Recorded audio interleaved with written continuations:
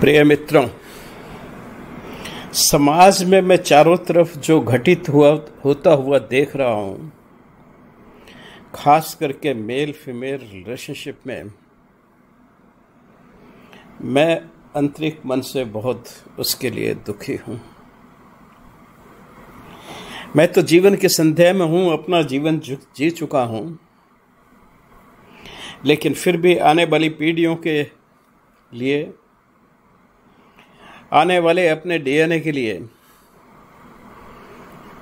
सोचना मेरा प्राकृतिक स्वभाव है।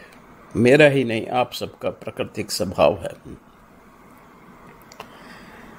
सबसे बड़ी इंडस्ट्रियल रिवॉल्यूशन की और उसके बाद 2 महाविश्व युद्धों की और उसके बाद आई प्रॉस्पेरिटी के कारण जो सबसे बड़ी कैजुअलिटी हुई वो थी हमारे मॉरल्स एंड एथिक्स के।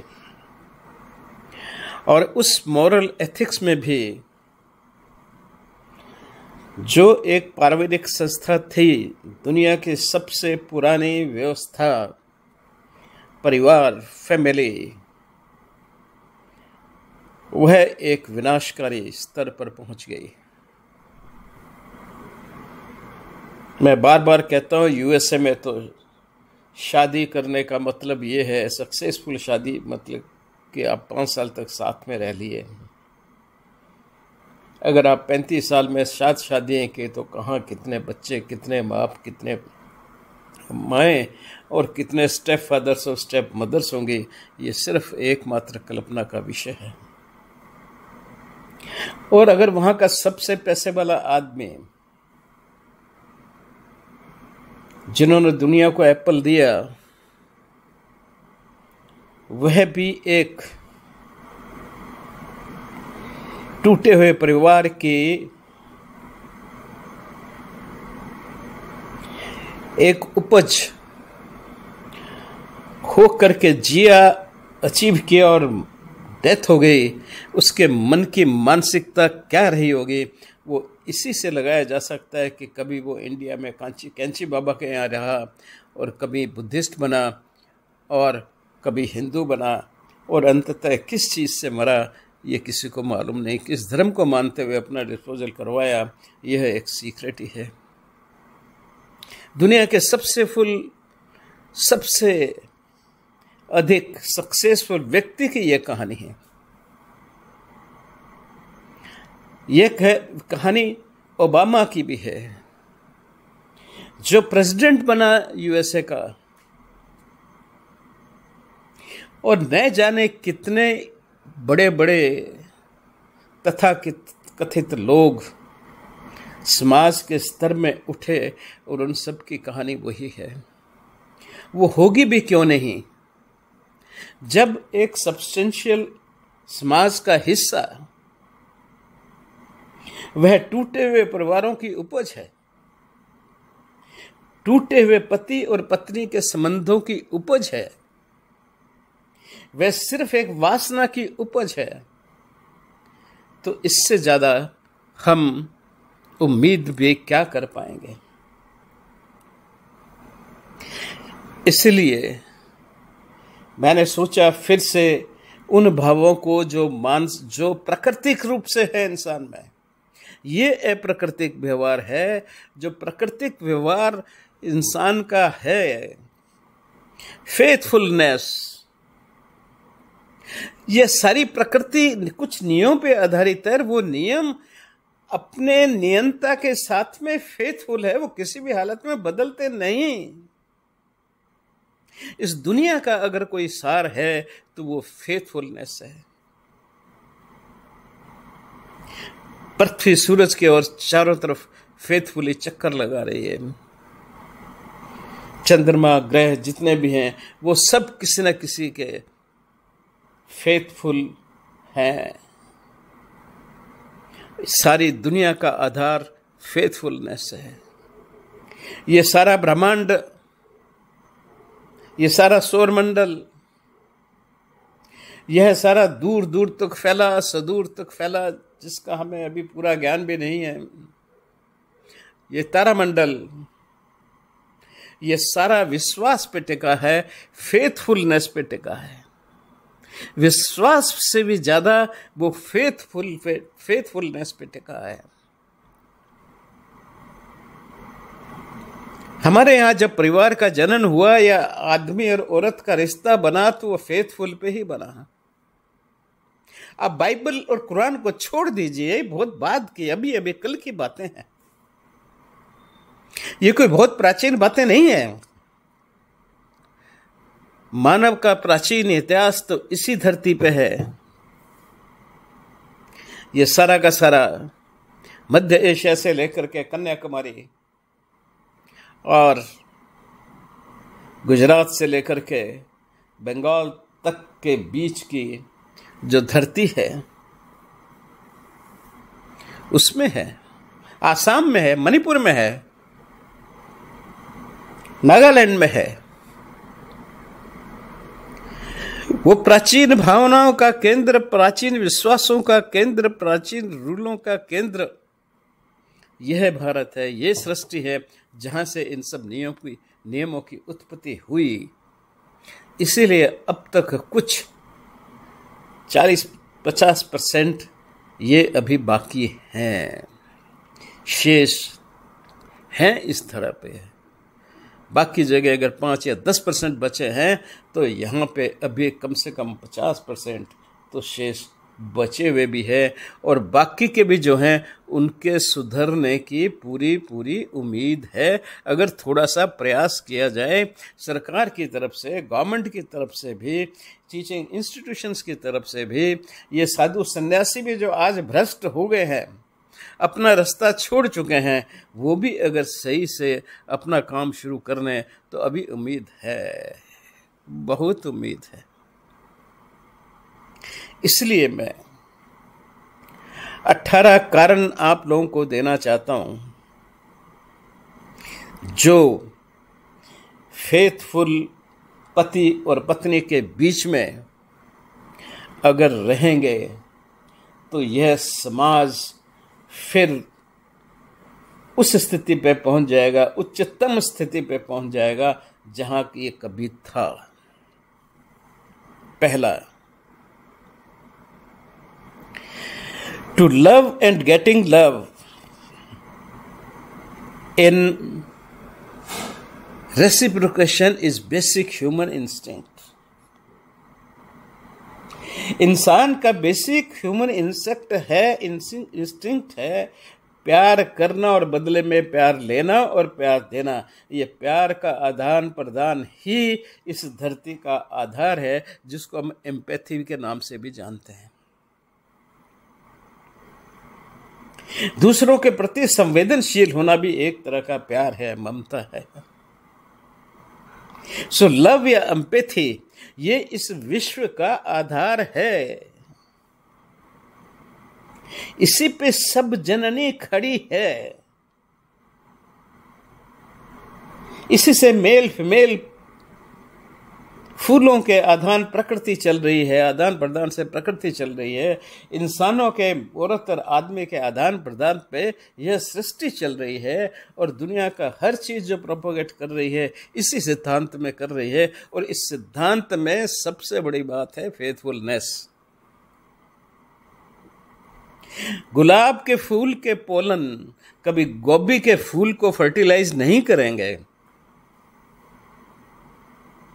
गुलाब का फूल कभी गोभी के फूल को प्राकृतिक रूप से फर्टिलाइज नहीं करेगा, क्योंकि वो गुलाब के फूल को फेथफुल है। ये फेथफुलनेस हमारा आधार है, विश्वास आधार है। दूसरा, भगवान का नाम ही विश्वास है। उसको सरेंडर, उसकी भक्ति, यानी कि उसको फेथफुल, भगवान का नाम ही फेथफुलनेस है। हम जब भगवान के फेथफुल हो जाते हैं, उसको सर्व रूप से अपना मान लेते हैं, अपने आप को उस पर न्यौछावर कर देते हैं, तो हमारा कल्याण हो जाता है। इसलिए मैं कहता हूँ भगवान कुछ नहीं है, वह हमारी श्रद्धा है, वह हमारी विश्वास है, वह हमारी उसके प्रति फेथफुलनेस है। अंग्रेजी के शब्द तो ऐसे ही निकलते हैं ना, इसलिए श्रद्धा वगैरह को सबके लिए एक फेथफुलनेस ही है। तो ये भगवान का रूप है, ये भगवान तक पहुंचने का एक रास्ता है। हम अगर फेथफुल के नेस के रास्ते को अपनाते हैं तो हम प्यार का रास्ता फॉलो कर रहे हैं, एक सच्चे प्यार का रास्ता फॉलो कर रहे हैं, जिसमें बीच में कोई पॉल्यूशन नहीं है, एक एब्सोल्यूट डेडिकेशन है एक दूसरे के लिए। और ये सीधा रास्ता आपको भगवान की तरफ ले जाता है, या मैं तो ये कहता हूं कि यही भगवान है। इसलिए मैं आपसे रिक्वेस्ट करता हूं कि आप इस भगवान के रास्ते पे, इस भगवान से प्यार के रास्ते में आएं, भगवान से प्यार करें, भगवान के सामने सरेंडर करें, भगवान को फेथफुल हो जाएं। आप देखेंगे एक दिन आप में और आपके भगवान में कोई अंतर नहीं रहेगा। आप में भगवान होगा और आप भगवान के अंदर होंगे।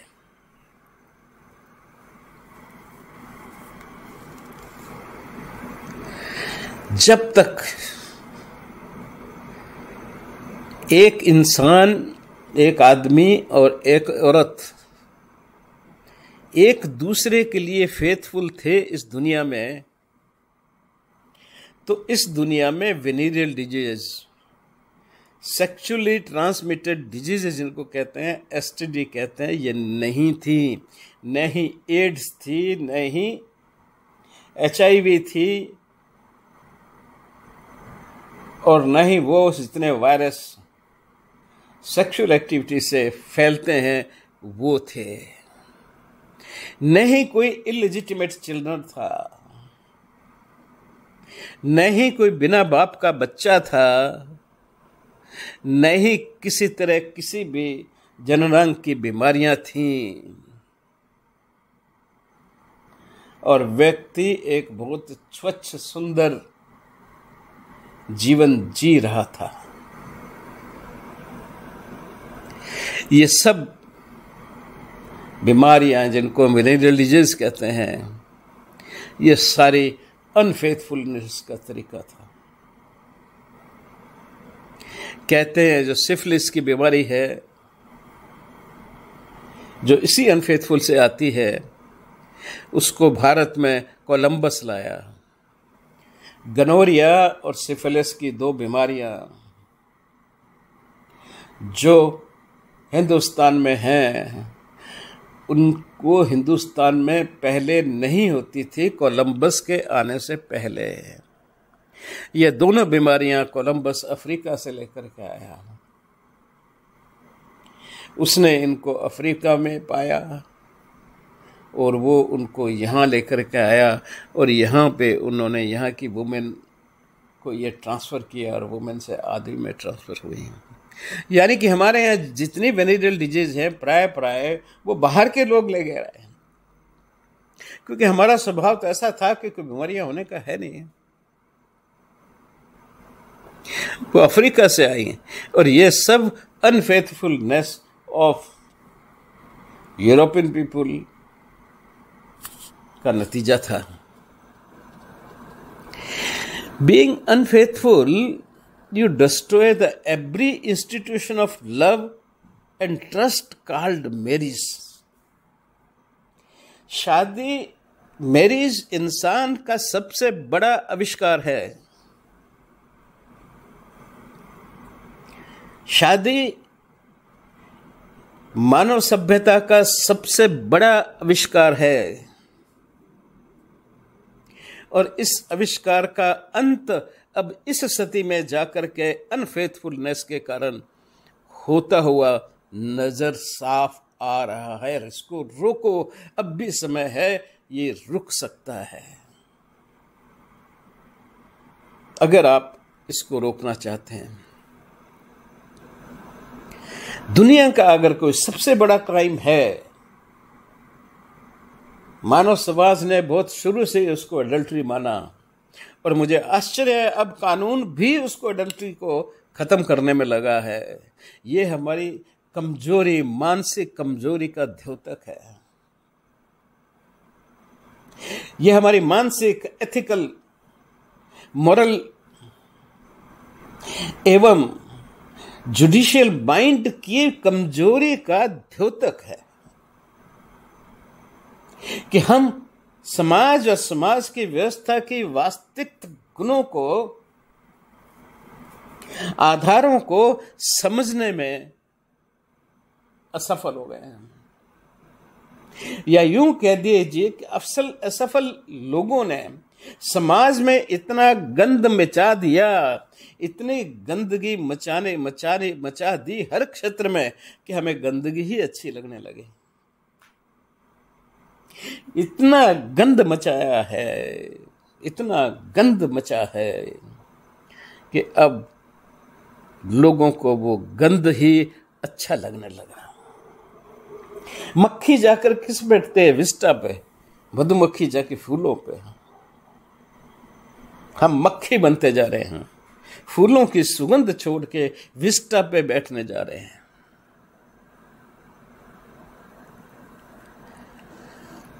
आप through true untinged faithfulness you can achieve biggest pleasure of family, grandparents and grandchildren to the acme।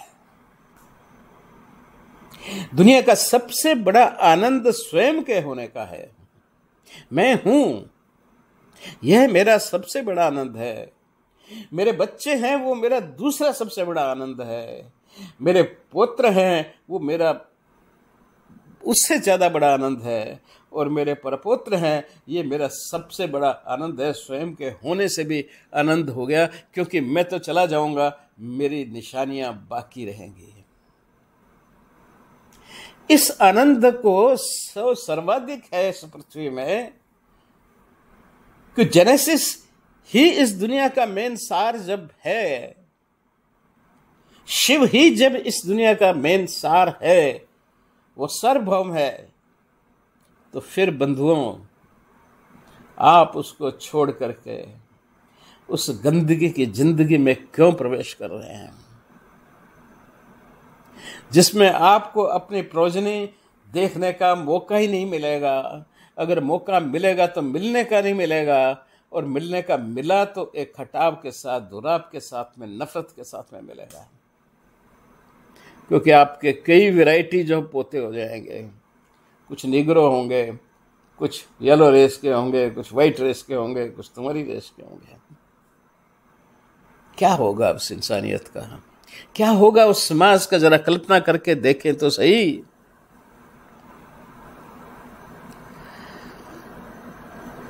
Faithful जो आपको खुशी देती है, ये सबसे बड़ा आनंद है कि आप शाम को आएंगे और आपके घर पे कोई फेथफुल व्यक्ति आपका इंतजार कर रहा है। वो आपकी पत्नी है, आपके बच्चे हैं, आपकी बच्चियां हैं।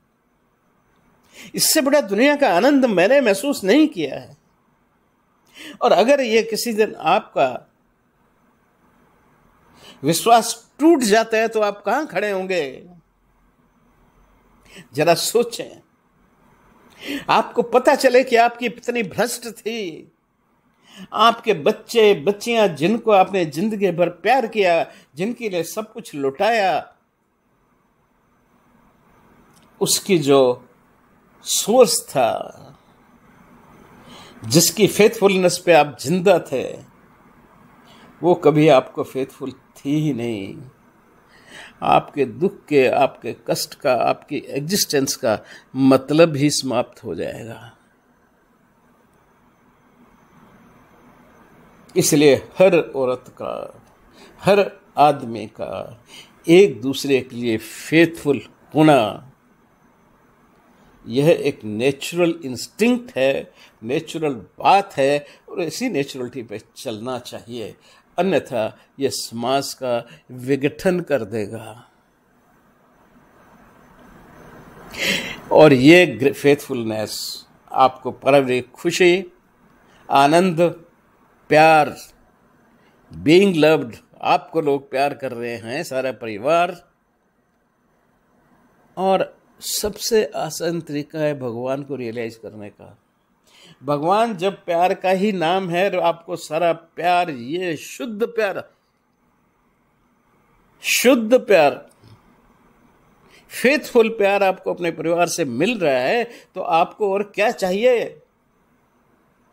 आपका जीवन सफल है, आपकी एग्जिस्टेंस सफल है, आपका पर्पस सफल है, ये सृष्टि सफल है। मैं आपसे वादा करता हूं कि अगर आप इन सिंपल बातों को मानते हैं, तो आप एक सुप्रीम स्टेटस पे अपने आप पहुंचेंगे, उस स्टेटस में जहां पे महासती अपने पति के प्राण वापस लेके आ गई। आप भी उस स्टेटस में पहुंच सकते हैं। फेथफुलनेस में इतनी ताकत है। जो फेथफुल लोग होते हैं, उनकी आशीर्वाद में इतनी ताकत होती है। आपकी दादी परदादी जो पुराने समय की एक फेथफुल की निशानी होती थी, सती होती थी। मैंने तो अपना पूरा जीवन सती की पूजा में गुजारा है। उस सती में इतनी ताकत होती है जो किसी योग या किसी और से प्राप्त नहीं हो सकती। हठ योग या किसी भी वशिष्ठ योग से किसी से प्राप्त नहीं होगी। जो उसको अपने पति और फैमिली की फेथफुलनेस से प्राप्त होती है, उसमें इतनी ताकत होती है कि उसका दिया हुआ आशीर्वाद वो कभी भी बर्बाद नहीं जा सकता, बेकार नहीं जा सकता।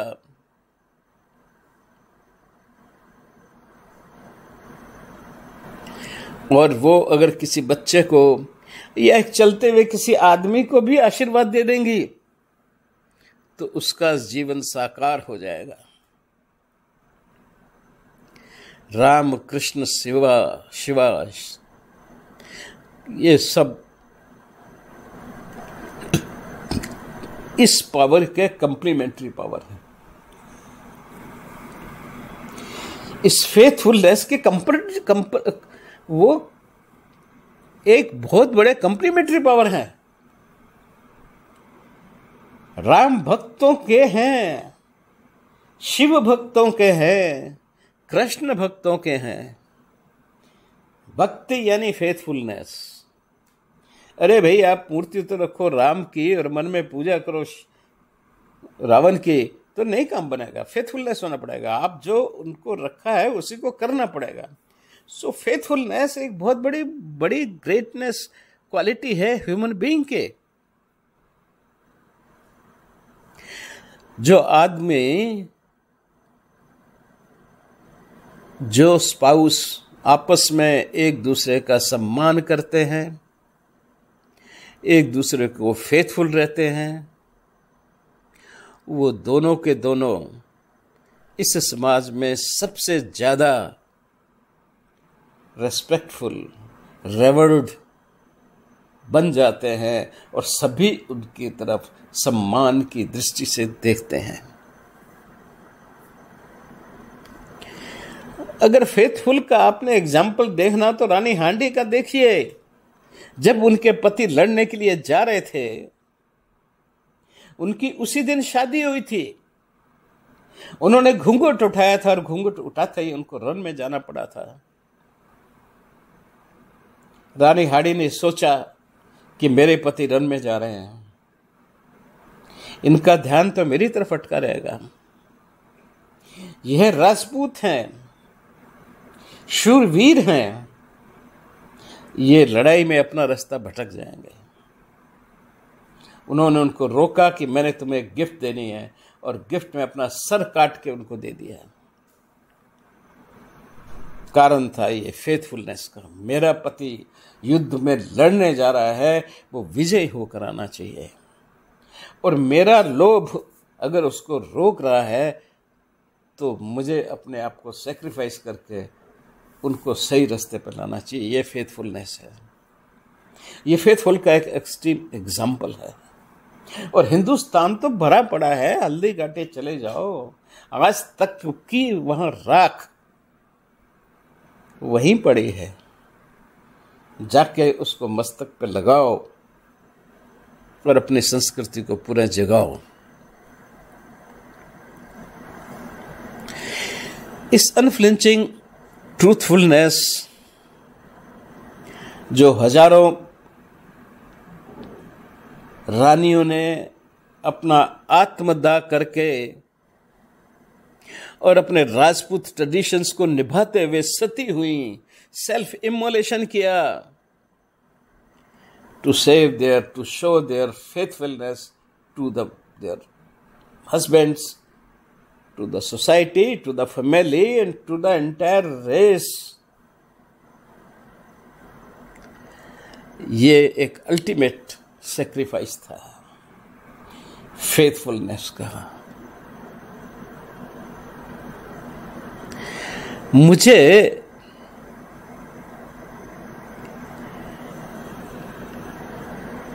हमारे जितने भी शास्त्र हैं,